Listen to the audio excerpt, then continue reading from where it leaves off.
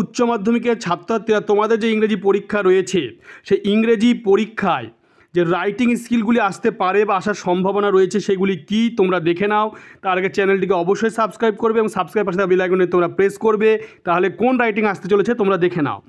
দেখতে পাচ্ছ writing skill 1, write a report on a campaign on educate the girl child organised by your school, mention the role of both students and teachers, the purpose of this campaign, participation, response and so on. The report will be published in your school magazine. Word limit 150 ওয়ার্ডে 2 + 8 = 10। or write a letter to the editor of an English daily about the unhealthy food items sold in and around your school affecting the health of the student।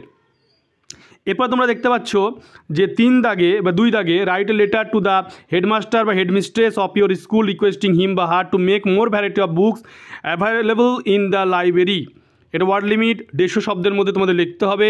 এটা headmaster বা হেডমিস্ট্রেসের letter লিখতে হবে। কী বিষয়ে না, তো variety বুক available যেন লাইব্রেরিতে থাকে। এরপর একটা প্রেসি আছে, write a precis of the following passage add a suitable title. Title দিতে হবে এবং প্রেসিটা তোমাদেরকে সারসংক্ষেপটা করতে হবে। সেই প্রেসিটা কি তোমরা দেখে নাও। প্রেসিটা হচ্ছে চার্লি চ্যাপলিনের উপরে।